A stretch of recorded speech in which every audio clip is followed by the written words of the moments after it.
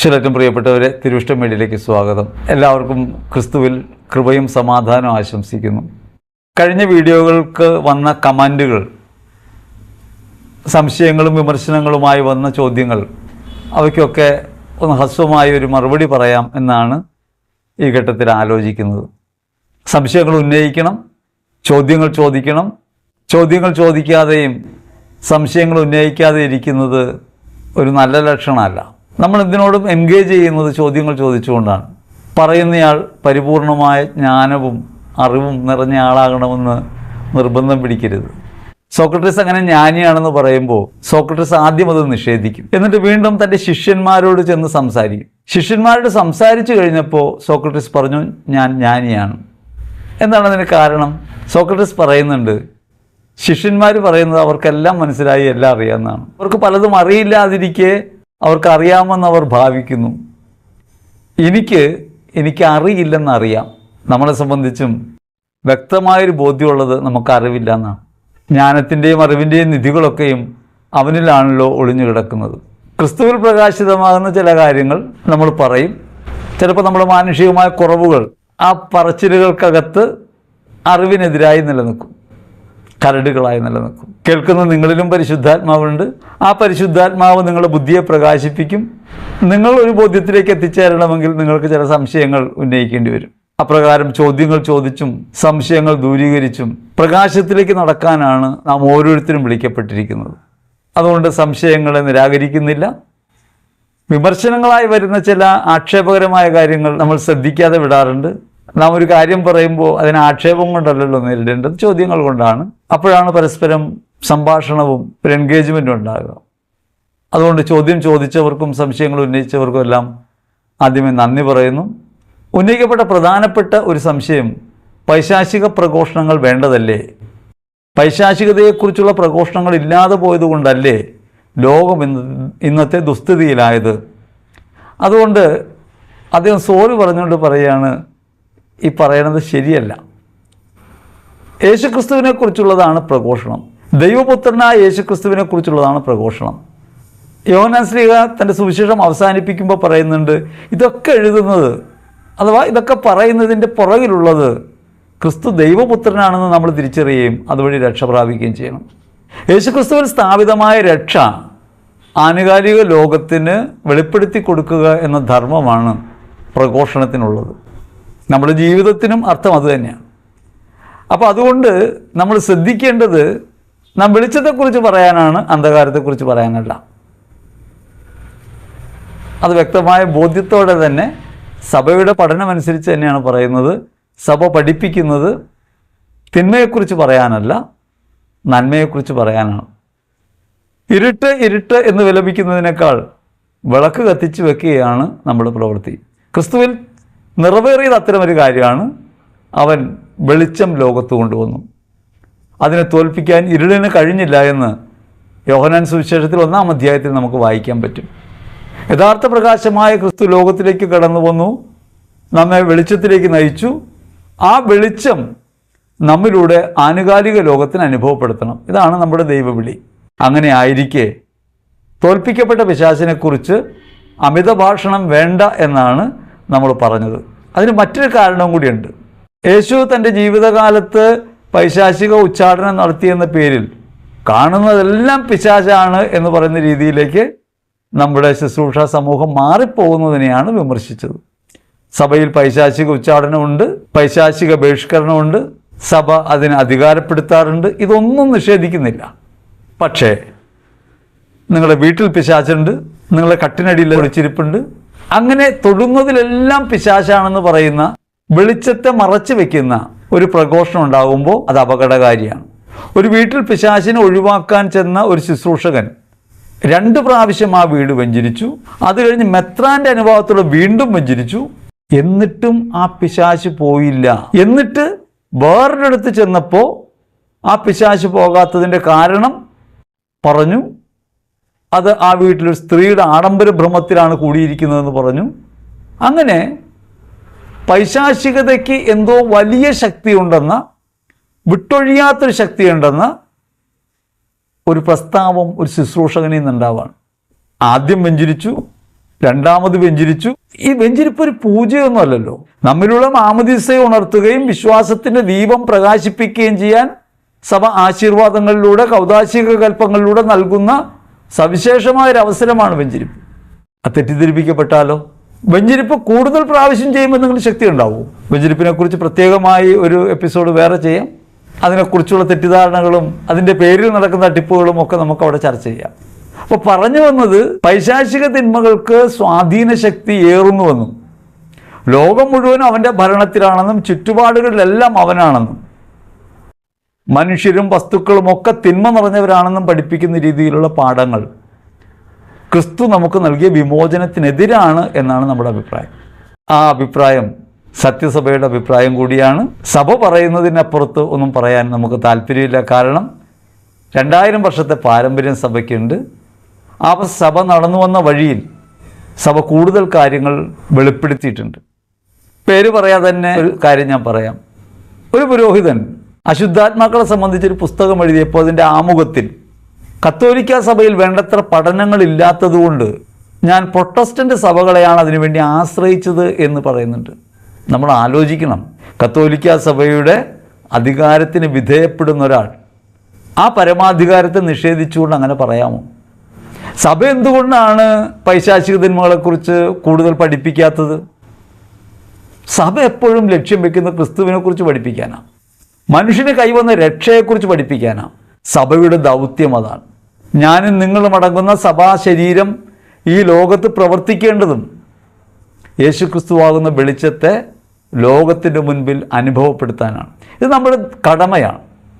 അപ്പോൾ സുവിശേഷത്തിനകത്ത് പൈശാചിക തിന്മകളെക്കുറിച്ചല്ല പഠിപ്പിക്കേണ്ടത് എന്ന ആശയത്തിന് ഒരു കുറവും വരുത്തേണ്ടതില്ല. ആ ആശയത്തിൽ നിന്ന് മാറേണ്ടതില്ല എന്നാണ് നമ്മുടെ മറുപടി. ഞാൻ കാരണമായിട്ട് പറയാവുന്ന കാര്യങ്ങളിലേക്ക് പോകാം. എന്തൊക്കെയാണ് അദ്ദേഹം ഉന്നയിക്കുന്ന കാര്യങ്ങൾ? ഒന്ന്, പിശാചിനെ നശിപ്പിക്കാൻ വേണ്ടിയാണ് യേശു ലോകത്തേക്ക് വന്നത്. നാം ഒരു കാര്യം മനസ്സിലാക്കണം. ശപിക്കപ്പെട്ട മാലാഖയാണല്ലോ പിശാച്. ഈ മാലാഖയെ ശപിച്ച് പാതാളത്തിൽ തള്ളി ശിക്ഷിച്ചു. ആ മാലാഖയുടെ പ്രവൃത്തി എന്നേക്കും അവസാനിക്കുന്നത് എപ്പോഴാണ്? അത് അന്ത്യവിധിയിലാണ്. അതുവരെ തുടരാൻ അവന് അനുവാദമുണ്ട്. എന്തനുവാദമാണ്? അവന് പ്രലോഭിപ്പിക്കാൻ കഴിയും. തോൽപ്പിക്കപ്പെട്ട മാലാഖയാകുന്ന പിശാചിനെ പാതാളത്തിലേക്ക് തള്ളിത്താഴ്ത്തിയ ദൈവം യേശുവിനെ ഭൂമിയിലേക്ക് അയക്കുന്നത് പിശാചിനെ നശിപ്പിക്കാൻ വേണ്ടിയാണെന്നല്ല. ഹെബ്രായർ ലേഖനത്തിൽ 2-ാം അധ്യായത്തിൽ 15-ാം തിരുവചനത്തിൽ വചനം നമ്മോട് പറയുന്നു, മരണത്തിൻ്റെ മേൽ അധികാരമുള്ള പിശാചിനെ തൻ്റെ മരണത്താൽ നശിപ്പിച്ച് മരണഭയത്തോടെ ജീവിതകാലം മുഴുവൻ അടിമത്വത്തിൽ കഴിഞ്ഞവരെ മോചിപ്പിക്കാൻ വേണ്ടിയാണ് ക്രിസ്തു ലോകത്തിലേക്ക് വന്നത്. പൈശാചിക ആധിപത്യത്തിൻ്റെ അടിമത്വത്തിൽ നിന്ന് നമ്മെ വിമോചിപ്പിക്കാൻ വേണ്ടിയാണ് അവിടെ നിന്ന് ഭൂമിയിലേക്ക് ആഗതനായത്. എങ്ങനെയാണ് പിശാചിന് അധികാരം ലഭിച്ചത്? അത് ദൈവം നൽകിയ അധികാരമല്ല. ദൈവം പിശാചിന് ഒരു അധികാരവും നൽകിയിട്ടില്ല. പലപ്പോഴും അനുവാദങ്ങൾ നൽകിയിട്ടുണ്ട്. അധികാരം നൽകാത്ത എന്തുകൊണ്ടാണ്? അധികാരം നൽകിയത് മനുഷ്യനാണ്. ഏദനിൽ വെച്ച് ദൈവം പറഞ്ഞ വാക്ക് കേൾക്കാതെ പിശാചിൻ്റെ പ്രലോഭനം കേട്ട് തിന്നരുത് എന്ന് പറഞ്ഞ പഴം കണ്ണിന് കൗതുകകരം, ആസ്വാദ്യം, അറിവേകാൻ കഴിയുമെന്നതിനാൽ അഭികാമ്യം എന്ന് പറഞ്ഞ് പറിച്ചു തിന്നപ്പോൾ ഹവ്വ തനിക്ക് ലഭിച്ച അധികാരത്തെ ഉപേക്ഷിച്ചു. അധികാരം പിശാചിന് കൈമാറി. നമ്മുടെ ഉടയവനും നാഥനുമായ കർത്താവിനെ ഉപേക്ഷിച്ച് അവൻ്റെ വാക്ക് കേൾക്കാതെ പിശാചിൻ്റെ വാക്ക് കേട്ട് ദൈവത്തെ പോലെ ആകാമെന്ന് ധരിച്ച് സ്വന്തം തീരുമാനമെടുത്ത് അറിവിൻ്റെ പഴം തിന്നതിലൂടെയാണ് പാപം ലോകത്തേക്ക് പ്രവേശിക്കുന്നത്. അങ്ങനെ പ്രവേശിച്ച പാപത്തെ ഈ ലോകത്ത് നിഷേധിക്കാൻ മനുഷ്യൻ തന്നെ തയ്യാറാകണം. അത് ദൈവത്തിൻ്റെ പ്രവൃത്തിയല്ല. അതുകൊണ്ട് ദൈവം ഭൂമിയിലേക്ക് നിയമം നൽകി, പ്രവാചകന്മാരെ അയച്ചു, തൻ്റെ വഴിക്ക് നടക്കാൻ പ്രേരിപ്പിച്ചു. പക്ഷേ മനുഷ്യനതിൽ വിജയം വരിക്കാൻ കഴിഞ്ഞില്ല. കൽപ്പനകളും നിയമങ്ങളുമൊക്കെ പെരുപ്പിച്ച് ഇസ്രായേൽ അതിൻ്റെ പോലും അടിമനുഖത്തിന് കീഴിലേക്കാകുന്നു. പക്ഷേ വിമോചനം പ്രാപിക്കാൻ കഴിയുന്നില്ല. അവിടെയാണ് ക്രിസ്തു ആഗതനാകുന്നത്. അവൻ മനുഷ്യനായി ഭൂമിയിലേക്ക് വന്നു. എങ്ങനെയാണ് മനുഷ്യനായി വന്നത്? ആകൃതിയിൽ മനുഷ്യനെപ്പോലെ കാണപ്പെട്ടു. ഫിലിപ്പർ ലേഖനം 2-ാം അധ്യായത്തിൽ 6 മുതൽ 7 വരെ തിരുവചനങ്ങൾ നമുക്ക് കാണാൻ പറ്റും. അവൻ മനുഷ്യനായി ഭൂമിയിലേക്ക് വന്നു, ദാസൻ്റെ രൂപത്തിലേക്ക്. അങ്ങനെ മനുഷ്യനായി വന്ന് ദൈവത്തിന് അവസാനം വരെ കീഴ്വഴങ്ങി, കുരിശുമരത്തോളം കീഴ്വഴങ്ങി അവൻ മനുഷ്യകുലത്തെ വിമോചിപ്പിച്ചു. പിശാചിനോടുള്ള യുദ്ധമല്ല യഥാർത്ഥത്തിൽ സംഭവിക്കുന്നത്, ദൈവത്തിൻ്റെ വാക്കിന് കീഴ്പ്പെടുക എന്നുള്ളതാണ്. പിശാചിൻ്റെ പ്രലോഭനത്തെ എതിർത്ത് ദൈവത്തിൻ്റെ വാക്കിന് വിധേയപ്പെട്ട് ദൈവത്തിന് ഉടമാവകാശം ഏറ്റുപറഞ്ഞ് രക്ഷ മനുഷ്യകുലത്തിന് പുനഃസ്ഥാപിച്ചു കൊടുത്തു. യേശുക്രിസ്തുവിൽ സ്ഥാപിതമായ ഈ രക്ഷയാണ് ലോകത്ത് നാം പ്രഘോഷിക്കുന്നത്. ആ പ്രലോഭനത്തിൻ്റെ 2 ഘട്ടങ്ങൾ നമ്മൾ നോക്കണം. ആ പ്രലോഭനത്തിൻ്റെ ആദ്യഘട്ടം ഒരു മധുരമുള്ള പ്രലോഭനമാണ്. ഈ പഴം കഴിച്ചാൽ നിനക്ക് ദൈവത്തെ പോലെയാകാം. ശുഭപ്രതീക്ഷ നൽകുന്ന, പ്രേരണാശക്തി നൽകുന്ന ഒരു പ്രലോഭനം. പഴം കണ്ണിന് കൗതുകകരം, ആസ്വാദ്യം, അത് കഴിച്ചാൽ അറിവുണ്ടാവും. ലോകത്തിലെ പ്രലോഭനങ്ങൾ, സാമാന്യ പ്രലോഭനങ്ങൾ ഇങ്ങനെയാണ്. അത് മധുരമുള്ളതാണ്, ആസ്വാദ്യതയുള്ളതാണ്, അത് കഴിച്ച വിവരം ഉണ്ടാവും. അപ്പം ഇങ്ങനെ ആസ്വാദ്യമായ സുഖകരമായ പ്രലോഭനമാണ് ആദ്യത്തെ പ്രലോഭനം. പക്ഷെ പ്രലോഭനത്തിൻ്റെ ഒരു അന്ത്യം എന്താണ്? അത് ഈ സുഖത്തിനെതിരായി വരുന്ന പീഡകളെ, സഹനങ്ങളെ തള്ളി മാറ്റുക എന്നുള്ള പ്രലോഭനമാണ്. ജീവിതത്തിൽ നാം നേരിടുന്ന പ്രലോഭനങ്ങളിൽ ഏറ്റവും ശക്തമായ പ്രലോഭനം ജീവിതത്തിൽ നേരിടാനിടയുള്ള വേദനകളിൽ നിന്ന് മോചനം നേടാനുള്ള ശ്രമമാണ്.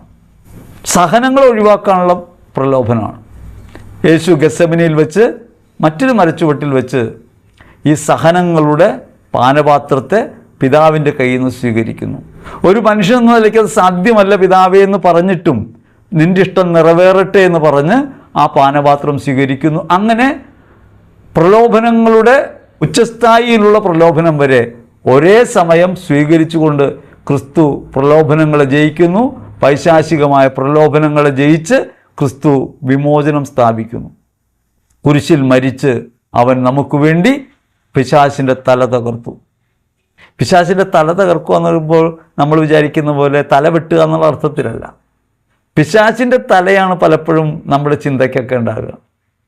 ചിന്തയ്ക്കൊരു തലയുണ്ട്. ഇതിൻ്റെ പിന്നിലുള്ള തല എന്ന് പറയാറില്ലേ? നമ്മുടെ പ്രവൃത്തികൾക്ക് പിന്നിലുള്ള തല ആരുടെയാണ്? തല പലപ്പോഴും, ഐഡിയ പലപ്പോഴും പിശാചിൻ്റെയാണ്. പണം ഉണ്ടാക്കുന്നത്, അധ്വാനം മുഖേന ഉണ്ടാക്കുന്നത് നല്ലതാണ്. തല അവൻ്റേതായിട്ട് മാറുമ്പോൾ എങ്ങനെയാവും? ആർക്കും കൊടുക്കരുത്, നിൻ്റെയാണ്, നീ വെച്ചോളാൻ പറയും. ഒരു ചെറിയ വേദന ഉണ്ടാകുമ്പോൾ ഉടനെ ഈ തല പറയും സഹിക്കരുത്, എന്തൊരു കഷ്ടമാണ്, സഹിക്കുന്നതുകൊണ്ട് എന്താ കാര്യം, അല്ലെങ്കിൽ നീ ഗതികെട്ടവനാണ്, നീ രക്ഷപ്പെടില്ല എന്ന് പറയും. അങ്ങനെ തല ആരാണ്? ആ തലയെ തകർത്തു. പിശാചിൻ്റെ ഈ തലയെ, നമ്മിൽ പ്രവർത്തിക്കുന്ന പൈശാചികമായ ഈ തലയെ തകർക്കാനാണ്. അപ്പോൾ അതുകൊണ്ട് നാം പ്രസംഗിക്കേണ്ടത് ക്രിസ്തുവിനെ കുറിച്ചാണ്, ക്രിസ്തുവിലുണ്ടായ വിമോചനത്തെക്കുറിച്ചാണ്, രക്ഷയെക്കുറിച്ചാണ്. പലപ്പോഴും അത് മറന്നിട്ട് നമ്മൾ എന്ത് ചെയ്യും? നമ്മൾ ലോകത്തിൻ്റെ ഭാഗത്തേക്ക് തിരിയും. അങ്ങനെ ലോകത്തിൻ്റെ ഭാഗത്തേക്ക് തിരിഞ്ഞുകൊണ്ട് തന്നെ നമ്മുടെ ജീവിതത്തെ പരിമിതപ്പെടുത്തുന്ന, സഹനങ്ങളുണ്ടാക്കുന്ന, പ്രശ്നങ്ങളുണ്ടാക്കുന്ന കാരണങ്ങൾ എന്തൊക്കെയെന്ന് കണ്ടെത്താൻ ശ്രമിക്കും. അതെല്ലാം ചെകുത്താനാണെന്ന് പറയും, മറ്റ് ഇതിനെയൊക്കെ ഒഴിവാക്കണമെന്ന് പറയും. ശരിക്കും ഇവിടെ പ്രവർത്തിക്കുന്ന തല ആരുടെയാണ്? നമ്മുടെ ജീവിതത്തിലുണ്ടാകുന്ന രോഗങ്ങൾ, ക്ലേശങ്ങൾ, സഹനങ്ങൾ, ബുദ്ധിമുട്ടുകളൊക്കെ ക്രിസ്തുവിൽ സ്വീകരിച്ച്, പിതാവിൻ്റെ സന്നിധിയിൽ നിന്ന് സ്വീകരിച്ച് ക്രിസ്തുവിൽ രക്ഷയുടെ അനുഭവത്തിലേക്ക് ഉയരുകയാണ് വേണ്ടത്. ഈ സഹനങ്ങളായി വരുന്ന കാര്യങ്ങളുടെ പുറകിലുള്ളത് മുഴുവനും പിശാചാണെന്ന് ധരിപ്പിച്ച് അവയുടെയൊക്കെ കാരണങ്ങൾ നിഷേധിക്കാനായിട്ട് പൈശാചിക ഉച്ചാരണം നടത്തിയാൽ മതി എന്ന പഠനം ഉണ്ടാവുമ്പോൾ രക്ഷയിലേക്കുള്ള വഴിയിലാണ് നമ്മൾ മാർഗതടസ്സം സൃഷ്ടിക്കുന്നത്. അത്തരം പ്രഘോഷണങ്ങളെയാണ് നമ്മൾ എതിർക്കുന്നത്.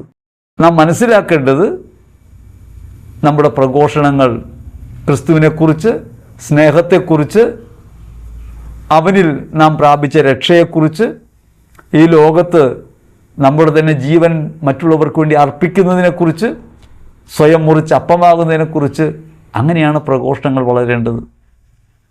സഹനം സ്വീകരിക്കാൻ തയ്യാറുള്ള ഒരു മനുഷ്യൻ്റെ അടുത്തും പൈശാചിക തിന്മയ്ക്ക് ഇടപെടാൻ കഴിയില്ല. സുഖവാസന ഹൃദയത്തിൽ സൂക്ഷിക്കാത്ത ഒരാളെ ഇമിക്കിളിപ്പെടുത്താൻ പിശാചിന് കഴിയില്ല. നമ്മൾ നമ്മുടെ വീടിന് അടച്ചുറപ്പുണ്ടോ എന്നാണ് നോക്കണ്ടേ? നമ്മുടെ ജീവിതം ക്രിസ്തുവിൽ ഉറപ്പിക്കപ്പെട്ടതാണെന്നാണ് നോക്കണ്ടേ? ചുറ്റുപാടും എന്തുണ്ടെന്നല്ല. അതുകൊണ്ട് പൈശാചിക തിന്മകൾ തോൽപ്പിക്കപ്പെട്ടിട്ടും തോൽപ്പിക്കപ്പെട്ട പിശാചിനെക്കുറിച്ച് അമിത ഭാഷണം നടത്തുമ്പോഴാണ് ഇത്തരം പ്രഘോഷണങ്ങൾ അബദ്ധമാണെന്ന് നമ്മൾ പറയുന്നത്. പിശാചില്ലാത്ത കാര്യമല്ല, പൈശാചിക തിന്മകളുണ്ട്, ഉച്ചാടനം ആവശ്യമായി വരാം. അങ്ങനെ ആവശ്യമായി വരുമ്പോൾ ചെയ്യാൻ സഭയ്ക്ക് സംവിധാനങ്ങളുണ്ട്. ഇതൊന്നും നമ്മൾ നിഷേധിക്കുന്നില്ല. വെളിച്ചമുള്ളപ്പോൾ ഇരുട്ടിനെക്കുറിച്ച് പറഞ്ഞുകൊണ്ടിരിക്കുക എന്ന അബദ്ധം തിരുത്തണമെന്ന് മാത്രമാണ് നമ്മൾ പറയുക.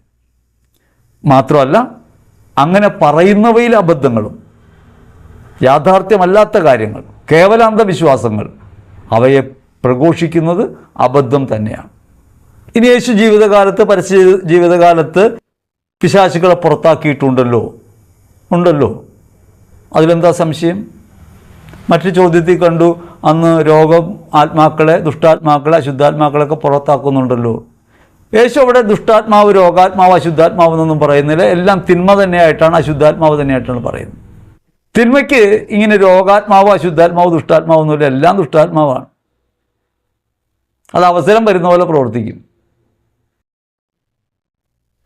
ഒരാളിൽ സുഖവാസനയാണുള്ളതെങ്കിൽ രോഗം വരുത്താനായിരിക്കും ശ്രമം.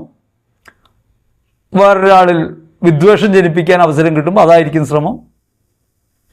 വേറൊരാൾ നിരാശയിലേക്ക് പതിക്കാൻ സാഹചര്യം കിട്ടുമ്പോൾ ആ സാഹചര്യത്തിനനുസരിച്ച് പ്രവർത്തിക്കും, പ്രലോഭിപ്പിക്കും, അങ്ങനെ അതിലേക്ക് കൊണ്ടുപോകാൻ നോക്കും. അപ്പോൾ പിശാച് എപ്പോഴും ഏത് സാഹചര്യത്തിലാണ് മനുഷ്യനെ പ്രലോഭിപ്പിക്കാൻ കഴിയുക, ആ സാഹചര്യത്തിൽ അവനെ പ്രലോഭിപ്പിക്കും. ആ സാഹചര്യത്തിനനുസരിച്ച് പ്രവർത്തിക്കുമ്പോൾ നമ്മൾ കാണപ്പെടുമ്പോൾ ഇപ്പോൾ നിരാശ, അപ്പോൾ നിരാശയുടെ ആത്മാവ്. ഒരാൾക്ക് അന്ധവിശ്വാസങ്ങൾ ഏറുന്നു, അന്ധവിശ്വാസത്തിൻ്റെ ശുദ്ധാത്മാവ്. ഒരാൾ ഭയപ്പെടുന്നു, ഭയത്തിൻ്റെ ദുരാത്മാവ്. ഒരാൾ രോഗിയാകുന്നു, അപ്പോൾ രോഗത്തിൻ്റെ ആത്മാവ്. ആത്മാവ് എല്ലാം തിന്മ തന്നെയാണ്, പൈശാചികതയാണ്. അപ്പോൾ അവ പല രീതിയിൽ പ്രവർത്തിക്കും. പല രീതിയിൽ പ്രവർത്തിക്കുമ്പോൾ പ്രവർത്തിക്കുന്നതിനനുസരിച്ച് നമ്മൾ അവർക്ക് പേരിടുന്നല്ലാതെ ക്രിസ്തു അങ്ങനെ പേരൊന്നും ഇട്ടിട്ടില്ല. ക്രിസ്തു അശുദ്ധാത്മാവിനെ പുറത്താക്കിയിട്ടുണ്ട്. അത് കൂനുള്ള സ്ത്രീയിൽ നിന്നും പുറത്താക്കിയിട്ടുണ്ട്. മാനസികമായ അസ്വാസ്ഥ്യം പ്രകടിപ്പിച്ചവരിൽ നിന്ന് പുറത്താക്കിയിട്ടുണ്ട്. അപസ്മാര രോഗിയിൽ നിന്ന് പുറത്താക്കിയിട്ടുണ്ട്. പലതരത്തിൽ അങ്ങനെ പൈശാചിക തിന്മകളെ പുറത്താക്കുന്നത് യഥാർത്ഥത്തിൽ എന്തിനു വേണ്ടിയാണ് നമ്മൾ അറിയണം. രോഗമായാലും തകർച്ചയായാലും എന്തായാലും പിശാചിൻ്റെ പ്രവൃത്തിയാണെന്ന് വിശ്വസിച്ചിരുന്നൊരു കാലത്താണ് യേശു പരസ്യജീവിതം നടത്തുന്നത്.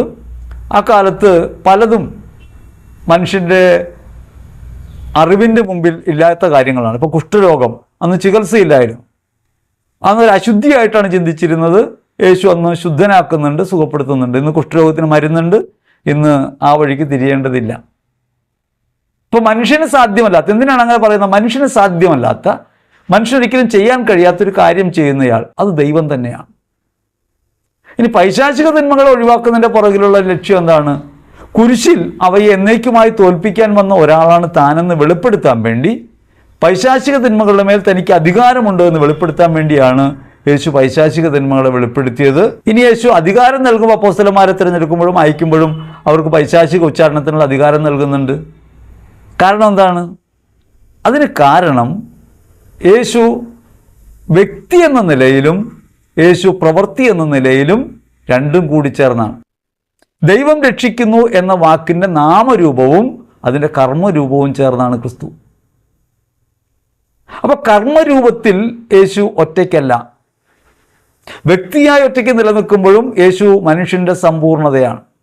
അപ്പോൾ തന്നോട് ചേർന്ന് നിൽക്കുന്നവർക്ക് ഈ ലോകത്തിൻ്റെ മേൽ അധികാരം നൽകിക്കൊണ്ട്, തിന്മയുടെ മേൽ അധികാരം നൽകിക്കൊണ്ട് യേശു വെളിപ്പെടുത്തുന്നത് താൻ കേവല വ്യക്തിത്വമല്ല, മനുഷ്യത്വത്തിൻ്റെ സമ്പൂർണതയാണെന്ന കാര്യമാണ്. മിസ്റ്റർ മത്തായി സുവിശേഷത്തിൽ 12-ാം അധ്യായത്തിൽ 50-ാം തിരുവചനത്തിൽ യേശു അത് വെളിപ്പെടുത്തുന്നുണ്ട്. യേശുവിനെ കാണാനായിട്ട് അമ്മയും സഹോദരങ്ങളും വരുന്നു. അവിടെയുള്ളവർ പറയുന്നു, നിൻ്റെ അമ്മയും സഹോദരന്മാരും വന്നിട്ടുണ്ട് കാണാനെന്ന് പറയുന്നു. അത് പറയുമ്പോൾ യേശു പറയുന്നു, ആരാണ് എൻ്റെ അമ്മയും സഹോദരങ്ങളും? തന്നെ ആകാംക്ഷാപൂർവ്വം നോക്കിയിരിക്കുന്ന ശിഷ്യന്മാരുടെ മുഖത്തേക്ക് നോക്കി യേശു പറഞ്ഞു, ദൈവത്തിൻ്റെ ഇഷ്ടം നിറവേറ്റുന്നവൻ ആരോ അവരാണ് എൻ്റെ അമ്മയും സഹോദരങ്ങളും സഹോദരിമാരും. അതിനർത്ഥം ഈ ഇരിക്കുന്നവരാണ്, ശിഷ്യത്വമാണ്. അതുകൊണ്ട് തന്നെ സാഹോദര്യത്തിലുള്ളവർക്ക് തന്നിൽ നിക്ഷിപ്തമായ കർമ്മപരമായ ദൈവം രക്ഷിക്കുന്നു എന്ന വാക്കിൻ്റെ ശക്തിയെ, എന്ന പ്രവൃത്തിയുടെ മൂലത്തെ അവർക്ക് കൂടി യേശു പകർന്നു. അതുകൊണ്ടാണ് യേശു അവരെ അയക്കുമ്പോൾ നിങ്ങൾ പൈശാചിക തിന്മകളുടെ മേൽ അധികാരമുള്ളവരായിരിക്കാം പറഞ്ഞു വിടുന്നത്. ഇതൊരു കേവല അധികാരം അല്ലെന്ന് വെളിപ്പെടുത്താനായിട്ട് അവർ തിരിച്ചു വന്നിട്ട് 72 പേര് തിരിച്ചു വന്നിട്ട് പറയുന്നുണ്ടല്ലോ, ഞങ്ങൾ പിശാചുക്കളെ പുറത്താക്കി അത്ഭുതകരമായിട്ട് എന്ന് പറയുമ്പോൾ യേശു പറയുന്നുണ്ട്, പിശാച് സ്വർഗത്തിൽ നിപതിക്കുന്നത് ഞാൻ കണ്ടു.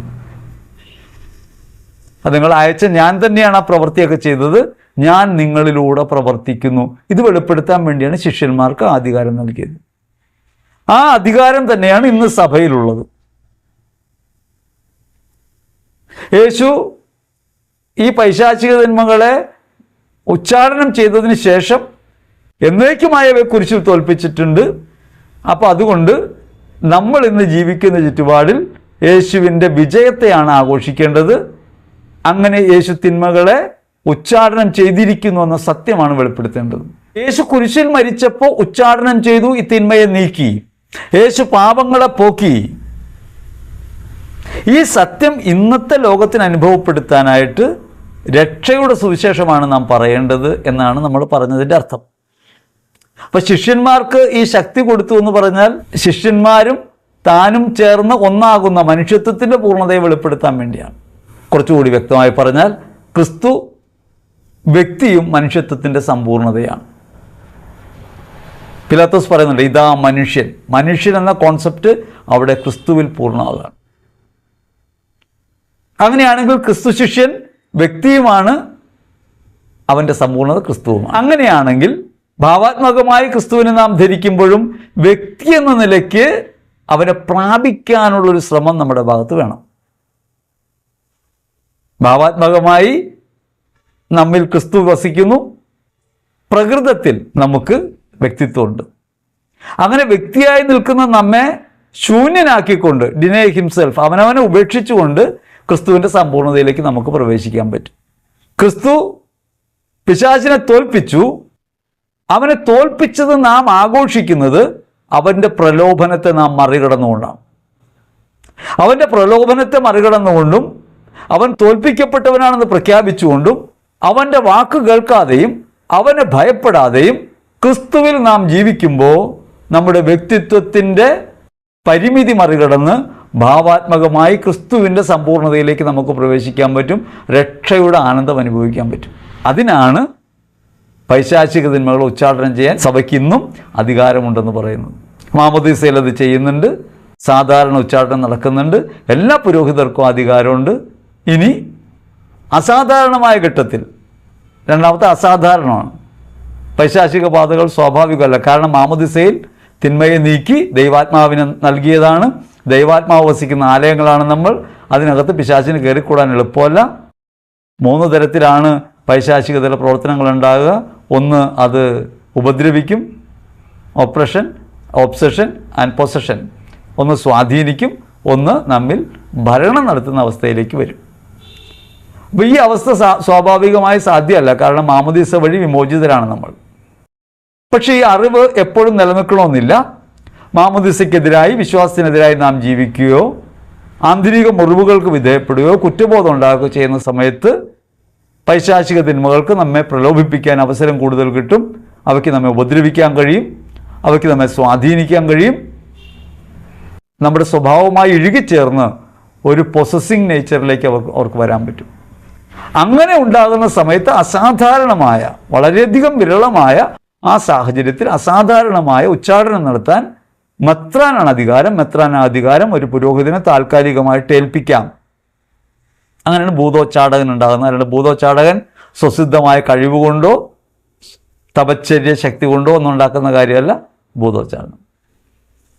അപ്പോൾ അതുകൊണ്ട് സഭ ഇങ്ങനെ ലിമിറ്റ് ചെയ്യാനുള്ള കാര്യം എന്താണെന്ന് വെച്ചാൽ, ഇതെല്ലാം വിശ്വാസിക്കും നടക്കേണ്ടതാണ്. എല്ലാ വിശ്വാസിയും അങ്ങനെയാണ് അയച്ചേക്കുന്നത്, എന്നെയും നിങ്ങളെ അങ്ങനെയാണ് അയച്ചേക്കുന്നത്. ഇതെല്ലാവരും ചെകുത്താൻ പിടുത്തക്കാരായി കഴിഞ്ഞാൽ അല്ലേ തന്നെ നാട്ടിൽ നിൽക്കാൻ നിർത്തിയില്ല, കാണുന്നതൊക്കെ ചെകുത്താനായി മാറും, വിവേചനമില്ലാതെ പ്രയോഗിക്കാൻ തുടങ്ങും, അബദ്ധങ്ങളിലേക്ക് വീഴാനിടയാകും. അതുകൊണ്ടാണ് സഭ ഈ നിഷ്ഠയോടെ മെത്രാനാണ് ഈ അധികാരമെന്ന് വെച്ചിട്ടുള്ളത്. ഈശ്വരറ്റം പ്രിയപ്പെട്ടവരെ, ഭൂതോച്ചാടനത്തെയോ തിന്മയോ നിഷേധിച്ചുകൊണ്ടല്ല സംസാരിക്കുന്നത്. ഭൂതോച്ചാടനവും അതിന് കാരണമാകുന്ന തിന്മയുടെ പ്രവർത്തനമുണ്ട്.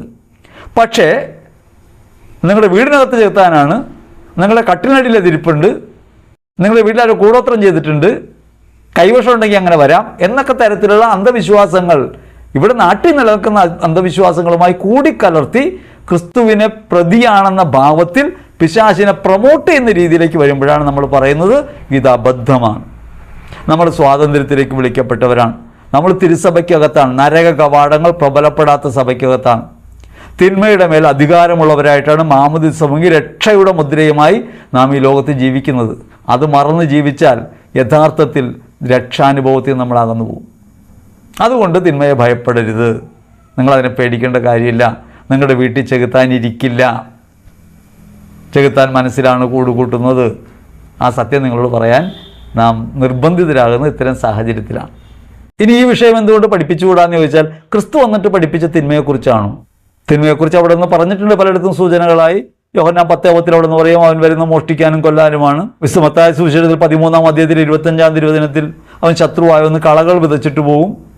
യോഹന്നാൻ 8:44 അവൻ നുണയനാണ്, നുണയുടെ പിതാവാണ്. ഇങ്ങനെയൊക്കെ യേശു പറയുന്നുണ്ട്. പക്ഷേ യേശു പ്രധാനമായിട്ടും പ്രഘോഷിച്ചത് എന്താണ്? നിങ്ങൾ സ്നേഹത്തിൽ വ്യാപരിക്കുവിൻ, നിങ്ങൾ എൻ്റെ പിന്നാലെ വരുവിൻ. ക്രിസ്തുവാകുന്ന വചനത്തെയാണ് നമ്മൾ ഫോളോ ചെയ്യേണ്ടത്.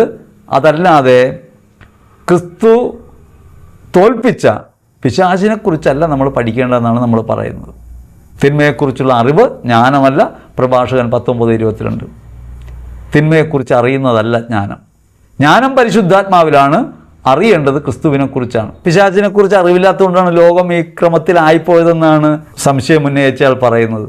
അല്ല, പിശാചിനെക്കുറിച്ച് അറിവില്ലാത്തതുകൊണ്ടല്ല, ദൈവത്തെക്കുറിച്ച് അറിവില്ലാത്തതുകൊണ്ടാണ്.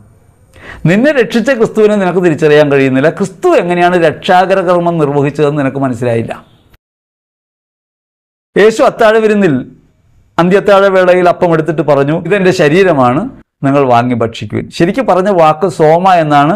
ആ വാക്കിനർത്ഥം ഓൾ ബീയിങ് എന്നാണ്. He took the all being and set. അവൻ സമസ്തവും കയ്യിലെടുത്ത് പറഞ്ഞു, ഇതെൻ്റെ ശരീരമാണ്. പിറ്റേ ദിവസം ആ ശരീരം കുരിശിൽ മരിച്ചു. അപ്പോൾ ആരാ മരിച്ചത്? യേശു കുരിശിലേറിയപ്പോൾ യേശുവിൻ്റെ സമ്പൂർണതയാകുന്ന മനുഷ്യത്വം മുഴുവൻ ക്രൂശിക്കപ്പെട്ടു. മനുഷ്യനാകെ കുരിശിൽ തറയ്ക്കപ്പെട്ടു.